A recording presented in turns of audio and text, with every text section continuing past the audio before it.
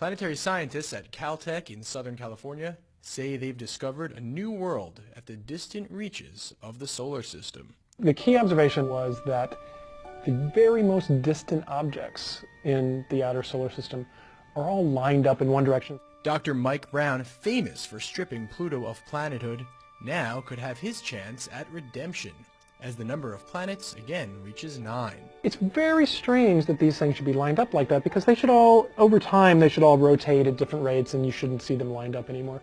Nothing else works. A giant planet worked.